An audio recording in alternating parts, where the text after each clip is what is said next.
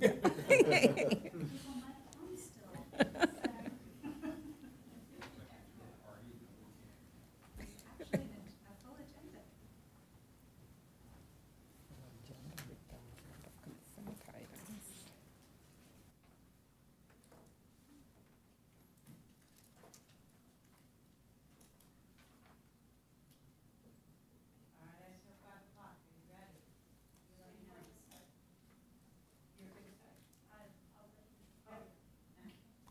just takes a minute. No, it's okay. All right. Good afternoon still. I would like to call this regular meeting of the San Dieguito Water District to order on this Wednesday, September 18th, 2024. And with that, Madam Clerk, will you please take the roll? Board Member Lyons? Present. Board Member Ehlers? Here. Board Member Hinsey is absent. Vice President Kranz? Here. President Blackwell? Here. Record will show that all members are present with the exception of Board Member Hinsey, and San Dieguito Water District Board members receive an independent stipend of $100 for convening Water District meetings pursuant to San Dieguito Water District Resolution number 89-07, and that stipend for today will cover both the special meeting and the regular meeting. Very good. And with for everyone who is able, please join me in the Pledge of Allegiance.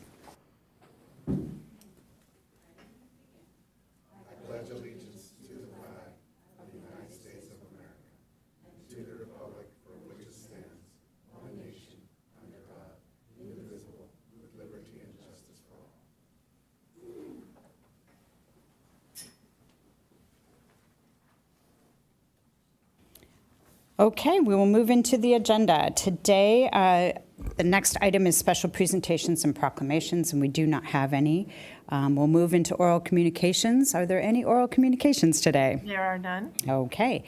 Next on the agenda is the report from closed session, and we did have a closed session, and I will ask the city attorney to give a report out. Thank you, President Blackwell. At approximately 4 p.m., as indicated on the special closed session agenda, the board recessed into closed session at approximately 4:30. They recessed out of closed session. While in closed session, the board discussed initiation of litigation, one case under the Authority Government Code Section 54956.9, subsection D, subsection 4, one case. Specifically, the board discussed the aqueous film forming product liability litigation, master docket number 218-MN-2873-RMG, and associated cases, including City of Camden et al. Versus Tyco Firefoam LP civil action number 224-CW-02321-RMG, whether or not to initiate litigation. This discussion involved the PFAS cases, and these are the PFAS is what's known as a forever chemical that has contaminated groundwater across the nation. It has led to numerous class action lawsuits at the federal level, as well as actions in state courts across the country, including in the state of California. Specifically, this action, the Tyco Fire Products civil action, the board took action not to join in the class action settlement, thereby preserving its right to full recovery based on damages to the water district customers from PFAS chemicals found in the groundwater.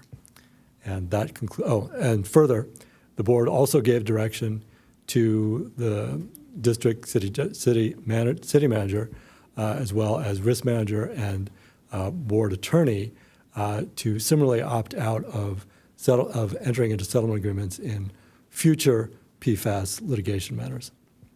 And that concludes the closed session report. Thank you very much for that. All right, we will move on to the next item, which is any changes to the agenda. Do we have any changes today? There are no changes to the posted agenda. Moving to the consent calendar, no items have been removed by members of the public. Okay, can I get a motion? And I don't want to pull it, but there was a typo in the resolution on page 3 where it has 40,000, and it really should be 40,000. And I just wanted to make sure we get that cleaned up as part of the adoption of the consent. So I'll move approval with that one correction. And what item was that on? Page 3, in the first paragraph, it says 40,000 people, and I just wanted to make sure it makes more sense at 40,000, and I confirmed with staff.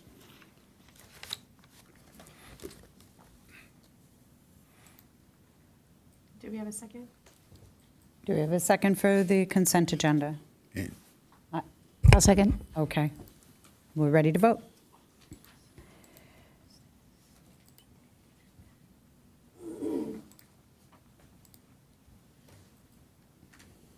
Motion carries unanimously.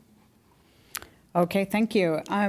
Usually we would move to action items, but tonight we do not have any action items. So we have two informational items, and I will, let's go to the first one, which is 11A, and that is the impact of San Diego County Water Authority, SDCWA, rate increase on San Dieguito Water District, and the contact person is our finance manager, Kasunga. Will you take it away, Mary? Thank you, President Backwell and members of the board. This informational item is an update on the 14% rate increase by the San Diego County Water Authority and its likely impact to the district.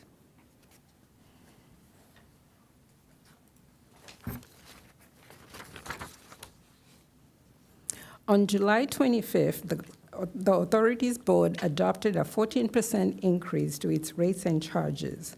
And over the next 2 years, the authority estimates that a total 36% increase in rates and charges will be needed. The large increases are resulting from declines in water sales volumes due to the heavy rains over the past 3 winters. Additionally, rising contractual costs and inflationary price pressures have made it necessary for the Water Authority to raise its rates and charges.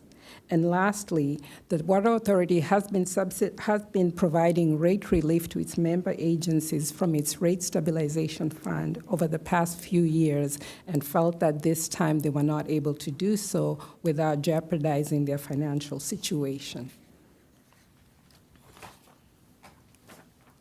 This slide shows the various Water Authority fixed charges that are imposed on the member agencies.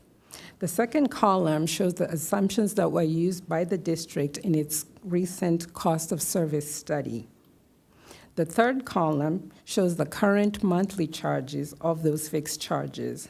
And the fourth column shows what the new charges will be effective January of 2025. The last column shows the individual percentage increase of each of those fixed charges. It's also important to note that these fixed charges are charged to every member agency, regardless of how much water they buy or purchase from the Water Authority.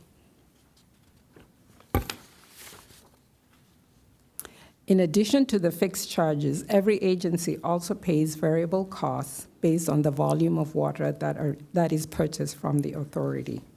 As a special district, the San Dieguito Water District pays the municipal and industrial melded rate, which is charged per acre foot.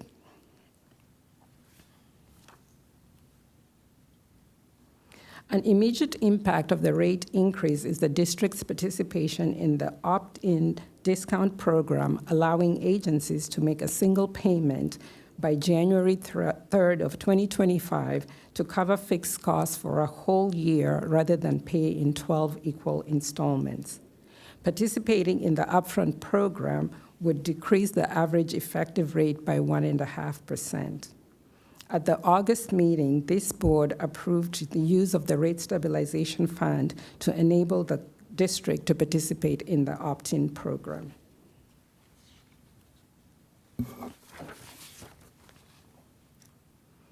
Another thing that we do know for sure is that water purchase costs will be higher. Starting January, treated water will cost $1,996 per acre foot versus the current $1,772 per acre foot. And raw water, which is the untreated version of that we purchase from the Water Authority, will cost nearly $1,500 per acre foot versus the $1,372 that we are currently paying. Compounding this is that due to the Lake Hodges restrictions, the amount of local water that we have been receiving as a district is significantly down. For example, in fiscal year 2018, the district was receiving more than half of its water supply from Lake Hodges. But in the last fiscal year ended June 30th, 2024, the district received less than 25% of its supply from the local water. In the first 2 months of this fiscal year, the district has received a total of 301 acre-feet of local water. We're hopeful that this trend continues so that we can either meet or even exceed our budgeted 750 acre-feet for the year. But in comparison, at the same time period last fiscal year, we had received about 239 acre-feet of local water and purchased about 800 acre-feet from the Water Authority.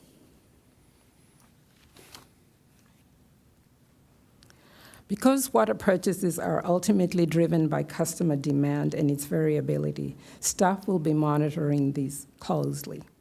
If the demand remains as anticipated, we expect costs to increase by approximately $200,000 in fiscal year 25, since the higher rates take effect in January of 2025. It's also anticipated that the district will be able to absorb this $200,000 additional costs. The costs in FY26 could potentially be in the range of $800,000 or higher, depending on what the Water Authority adopts. In this case, staff will return to the board for discussion and action.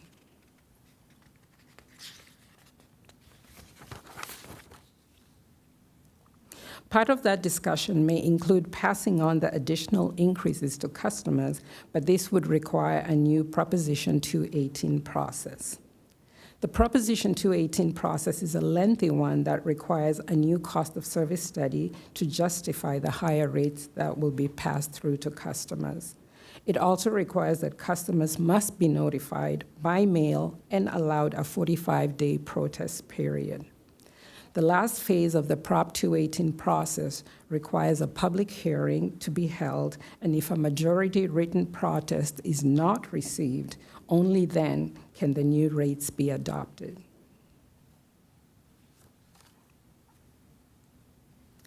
The board also adopted an up to 12% revenue adjustment for fiscal years 26 and 27, with the hope that such a large increase may not be needed.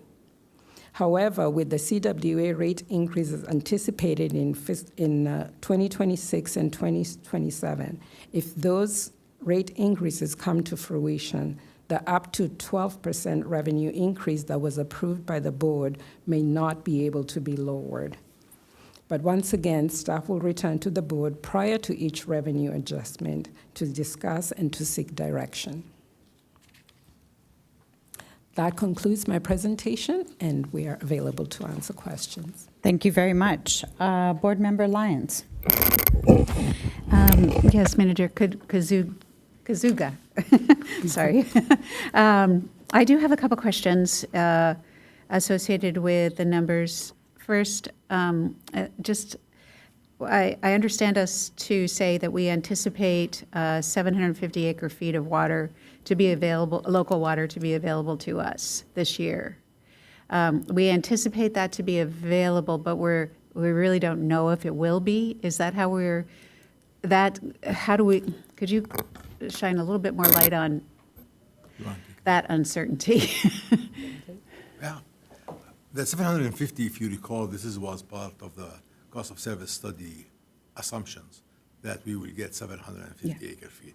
Now, there are so many variables in regards to that. It all depends on the weather. It depends on the water quality. It depends on what kind of blend our treatment plant will have.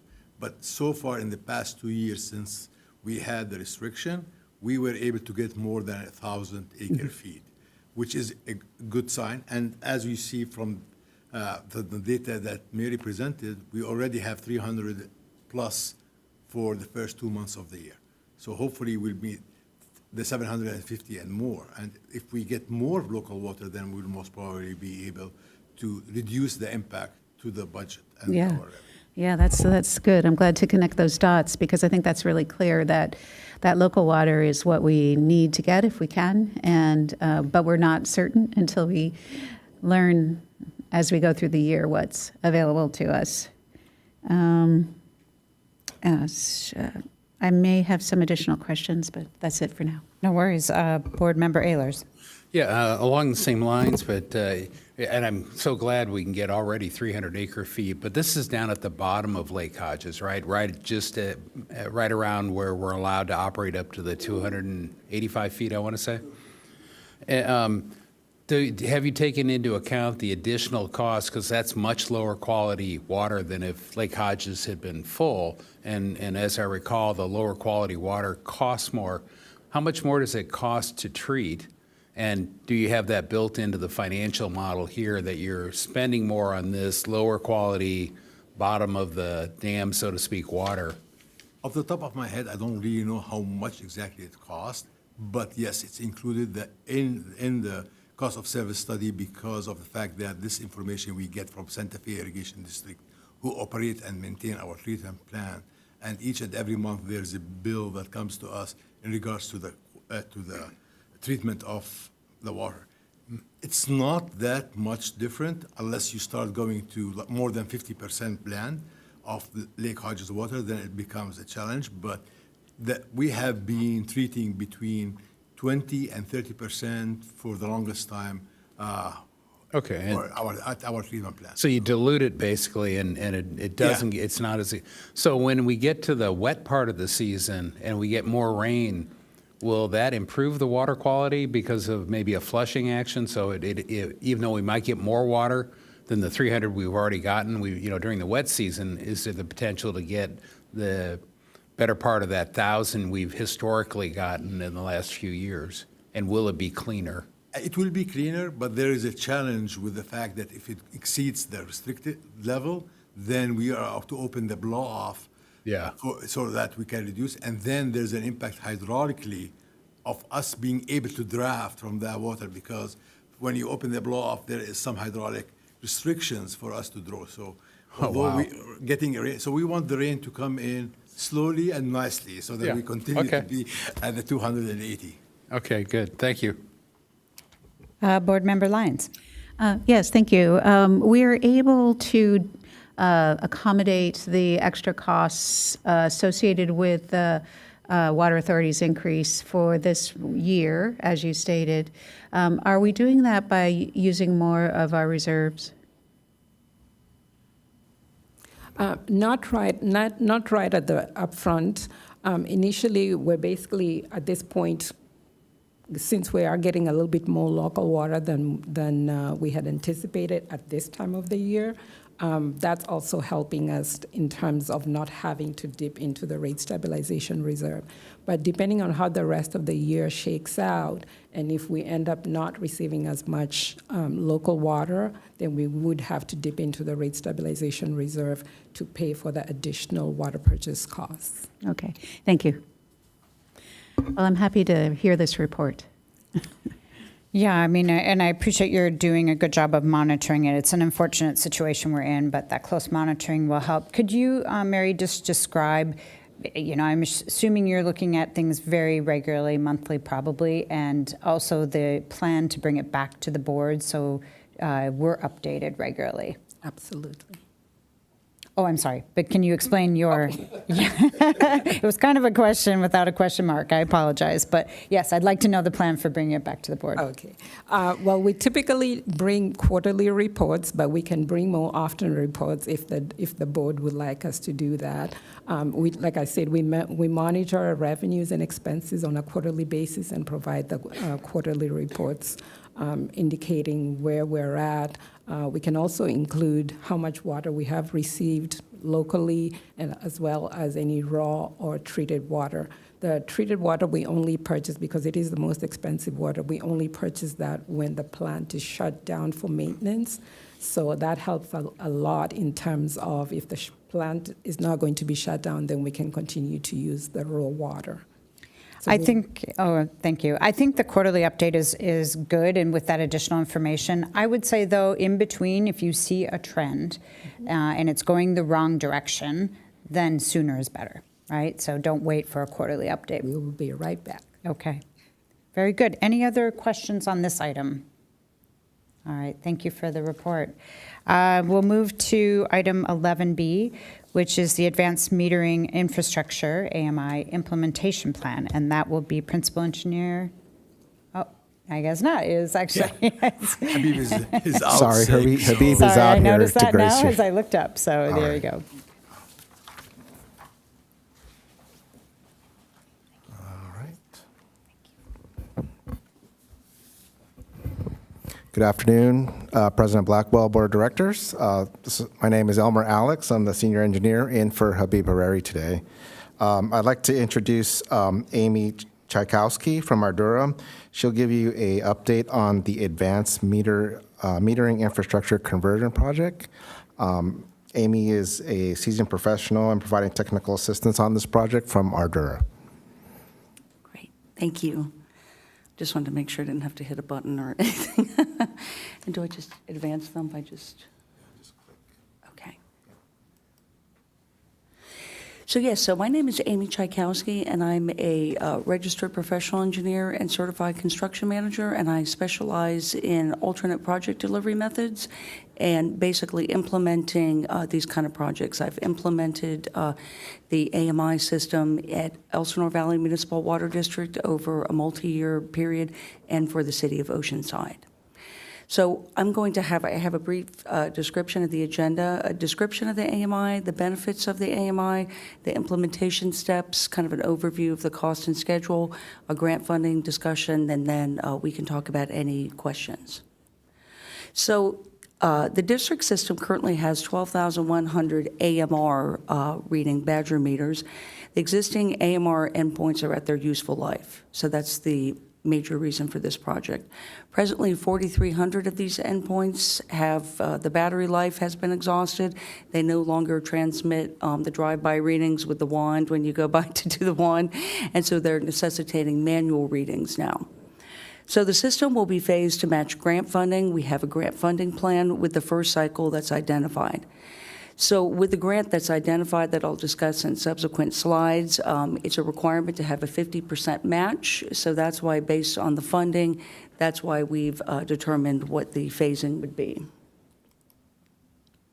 So here's a brief description of how AMI works. Data is taken from the actual meter via collector, and you can basically assign it, some people do 15 minutes, some people do an hour. It depends. You typically decide this with the battery life, and you can make these adjustments as the system is implemented. The water utility receives the data through that, and you can basically use that data and to determine leaks. You can use that for your unaccounted for water losses and so forth. And then you can also have portals where people can see what their water usage is, and it's a good tool for individual residents, commercial users, industrial users, et cetera. So the benefits of AMI, one of the big benefits is, so AWWA has, you have to have unaccounted for water loss calculations, and so this is the main one through the manual practice M36 that AWWA suggests, is to have an AMI system. It gives you new online management tools, so if you see big amounts of water coming in, and this kind of goes with bullet item 1 and 2, you could determine a leak. You see, oh, there's a lot of water coming in, or there's nothing coming in. You can kind of be a little more proactive. You can see seasonal variations, daily variations, and you can be a lot more proactive in how it's working. And then improved operational control of the water system. You can actually see in real time, what is my daily curve usage, what is the seasonal usage, and it really helps for operational control of the system. And then a lot more efficiency in billing. There's a lot of statistics that I don't have on hand, but they're in all the AWWA literature of how much more efficient the water system is and the billing is with the AMI system. So now I'm going to talk about the implementation and the advantages of design build for the AMI program. The project schedule exceeds the 5-year standard contract duration. The AMI design and construction are intertwined. I'm going to kind of combine the last bullet point. Since this is a two-stage design build, and this is one of the project delivery methods that CMAA identifies, it allows you to design and lower the risk because you've negotiated the guaranteed maximum price at the end of the phase one before the phase two is awarded, and then you will get a chance to see that contract and award that and not do it all in one fell swoop. So I've kind of put here, and this is from the CMAA guidelines. I actually teach the contract delivery methods for all the CMAA identified project delivery methods. But this one talks about, and you see the lines that are through here, these are the contractual relationships. That's how you can read this map. So the owner has a contractual relationship, let's say, with the oversight, the owner's consultant. Then the owner has a contractual relationship with either the progressive design builder or the two-step design build team, and then they have the design consultant, subcontractor, and suppliers. So the advantages are accountability for the project delivery method. They're one team. You have, both the design side, the contracting side, and they all have to work together to make sure the project meets all the constraints. It reduces disputes. It could cut time and cost. And you have, one of the main things that CMAA points out is you have constructabilities, especially when you're designing a system such as this. They can design the system, do a cost estimate, and as it develops, they can have a lot more input, the actual contractor can. Disadvantages, and this is really for the one-step design build, not so much for the two-step design build, but early definition is required. I'm sure most of you have heard some of the disadvantages of design build, where if you don't have it defined very well in the bridging documents, there can be you have some scope that's not identified, you have some things that, you end up having a lot of disputes. But this two-step method really takes that out of it. And then you lose control of the design, but in here, the district and the staff will have input in every step of the design, and the potential for quality to be compromised, but again, that's just for design build. I think quality is not compromised in the two-step because you're involved in every step of the way. So here's the implementation schedule for the AMI. The request for qualifications is set out. Then you shortlist the proposers based on that. Then you issue an RFP. You also are going to have a good faith effort, since this will be the district is applying for grant funding through the WaterSmart, through the Bureau of Reclamation, and so you are required to have a good faith effort to meet the covenants of the grant. Then the first phase of the two-step design build is the design contract, which will come first. That'll be one board action. Then you go through step 5 as you go through the design. Then you have a guaranteed maximum price, and you can typically determine when that is. It's typically at about 75% design, and then you award that, and that's a separate contract for that phase. And then you go into the implementation, the construction, and as I said, it will be a phased process to try to match the grant funding as it comes out, and you'll have an overlap of the AMR and the AMI system, and you'll have to keep both of those going until you truly get to the AMI portion of it. So here's the cost and schedule. The RFQ was just issued. We went back with staff and we added a couple other items, so that was just issued yesterday, and so you can kind of add from this was supposed to go out on the 6th, so everyone is just slightly about a week and a half delayed. But then right now we have the resolution brought to the board to submit with the grant application, because that's a requirement of the grant. Shortlist the proposers, have the RFP go out. And so it's basically just what I showed on the other slide, but with some tentative timeframes. And then the total for the entire system is $8 million, but depending on how much we took it, basically went backwards. So since you do have to do the 50% matching, we took what was budgeted, and we worked with the staff, and then we said, let's phase it that way, and it worked out to be about an 8-year period. So here is the overview of the Water Smart energy efficiency grants, and we were going for Group 3 because we were going to put in multiple grants in different fiscal years, so it would be up to the $5 million within a 3-year period. And this is exactly how I funded the EVMWD when I did it in a 4-phase. You have the same application, so once you've done the application, you can basically take that application and just update it for Phase 2. So taking that application, which we've spent a little bit of time working on now, when in subsequent fiscal years, it will be much easier to put together. So obviously, the appropriations for the Water Smart, but I just talked to they have an acronym for the water and energy efficiency grants. They call them the WEEG grants. I just spoke to them, and they actually are thinking about extending it because not a lot of people are submitting on it. So actually, I'm actually very excited for our chances to submit on the grant. So when I said that, I was like, don't change it. Don't make us, those of us that have spent some time and we're going to get it in on time. And so these are just some other kind of notes that I put down there. I don't think it applies with the ARPA funding, but a lot of people are doing ARPA funding, and that can't count towards some of the cost sharing. So these are just some typical things from their grant website. And so here I'm showing the November 13 application closed period. This is the one that they were thinking about extending, but those of us that are very into grants are very opposed to this since we're ready to go. And the staff has really been helpful in getting all of the pieces of the grant application, which the first one can be a little bit daunting, but we almost have it all ready to go.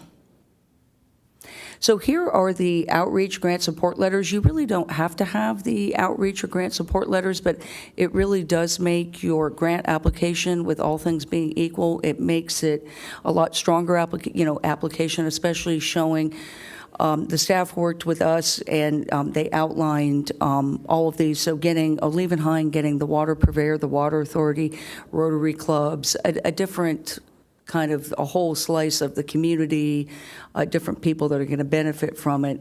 It's really going to make a very strong application. And so here are the tasks. So we have all the engineering data collected. We've got all the environmental documentation. We already have our state clearinghouse number through Sequanet. So we've met that report. We're waiting for now the grant letters to come in. We're working on just formulating the financial information, and we should have all the grant application probably by the end of the month so that we could give it to staff for them to look at, review, send it back to us, and then we should have a working draft by mid-October. And with that, I will take any questions. Board Member Ehlers. Yeah, I just wanted to understand the grant funding and the matching. So it's 1.5 million, that's a part of the 8 million, and then we would add a match of 50% of the 1.5? Yes, so in the application, we're saying that we are going to do 750. Okay, so that'd be 2.25 out of the 8. Is this one design build that extends the entire 8 years, and then it's just paced by grant funding or funding that we choose to put into it? That's correct. So it'd be the same vendor and all?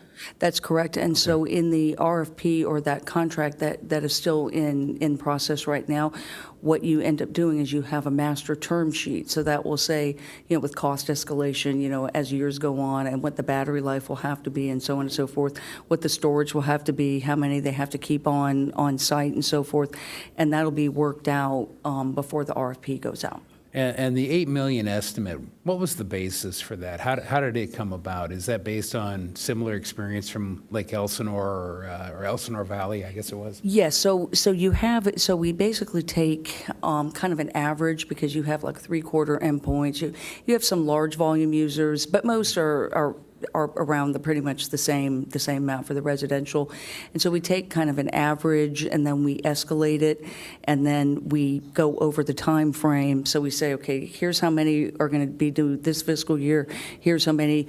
You kind of escalate that material, although we're still trying to work out if you do some materials on hand and you can purchase them ahead of time, you can get them a much cheaper cost. But they may not like that with the grant. I had to work that out with Elsinore to allow us to buy it we actually were more efficient with the grant, and we wanted to reallocate some of it, and they allowed us to actually take some of that and buy some and store them.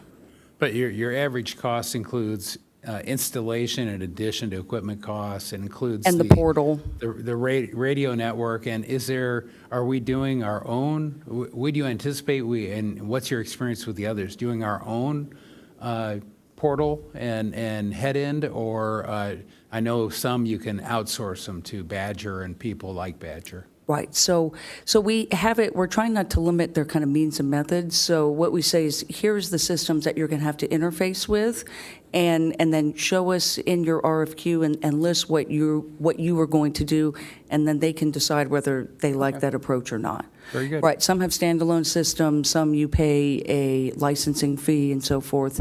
There's a lot of different ways you can do it. Okay, thank you. Board Member Lyons. Thank you, President Blackwell. Isam, I just wanted to thank you and your team for putting this all together. You've done a great job of organizing what our needs are behind the right solution here. So, and getting a good consultant on board to help with it. These things aren't easy to do, and it's not easy to find funding, even though this is good funding you've found, so hopefully we're going to be successful. I'm happy about that, but it just doesn't happen every day, so it's hard to get these things done. So I wanted to thank you and your team, definitely, for doing this. One of the things that speaks to me is the opportunity for us to really be more efficient and to save water and conserve water. It's not so much that we'll be asking people to use less water. What we hope will happen is there's going to build an awareness of the amount of water that's being used more specifically than there has been in the past. And also accuracy of understanding how much water is used, as well as when there's leaks. And so there's so many ways that we can save money and water. And so what I'm wondering is if on the other side of this, you've been giving some thought to how we can kind of essentially validate this decision in the future by tracking what our potential savings are, or maybe monitoring, at least on a pilot way with some of the first changes, what we anticipate the overall water savings and cost savings to be. I just think that would be good information to have and for the public to know that this is an investment that I anticipate that will show that we're saving money and water. We for sure will be tracking the data that we have of how much we saved on water and cost and whatever have you as we go along. Once we start implementing it, there will be a transition period, obviously, from AMR to AMI that will be a little bit of a challenge, but eventually we will be able to track how much water we have saved and at the same time ensure that leaks are actually reported to the property owners in a timely manner rather than now we wait until the bill comes out. So there will be a lot of savings both on cost and the amount of water used. Happy to hear that. Thank you. Yeah, I concur with those points. I was thinking about the cost savings too. Right now, because AMR is starting to fail in places, there's a lot more manual reading of the meters, right? So we will have less labor involved in terms of reading meters. They don't have to go out as often, or maybe not at all. Yeah. And then I did have a question about the technology. So I noted AMRs kind of has a 15-year lifespan, and we're coming to the end of that in most cases. What about AMI in terms of the lifespan generally of that technology? Typically, they say the lifespan is about 20 years. And so, some of them go bad. I work with Long Beach, and they have a fully implemented AMI, and every once in a while they'll get one a bad apple, but most of the time they've had it implemented for about 10 years now, and it's rare they have to replace any. Obviously, they have some issues with some batteries. They made some adjustments when, they were so excited to get the data. They pinged it like every 15 minutes, and then they said, no, let's try to bring that back and save the battery life. So every, operational group will determine what the most effective way to do it is. But a lot of times, if the system is good, they have, you'll practice one billing cycle, you'll see how to do that, and typically you'll just have a battery replacement plan for that billing cycle and as they go, and then you'll get all the batteries up to date. And I haven't heard of any replacements having to do with the actual collector units and so forth. That's They're pretty good. stout. So an improved technology as well, so that's good. Right. Well, very good. Thank you. Any other questions, comments? Okay, appreciate it. Good luck on the next Thank steps you. here. All right, we will move to S12, which is board member reports pursuant to AB 1234. Board member Lyons. I have nothing to report today. Nothing to report. All right. Nothing to report. And nothing to report. And with that, we will turn to general information, staff status updates, and the general manager report. Thank you, President Blackwell. I just want to introduce our new water resource specialist, Kelly Ogawa. She joined us about 2 weeks ago now. So hopefully you'll see more of her specifically on the reporting for the water resources as we go along. Very good. Welcome. All right, and that's it? Anything else? Okay. And with that, we are adjourned. Thank you very much, everyone.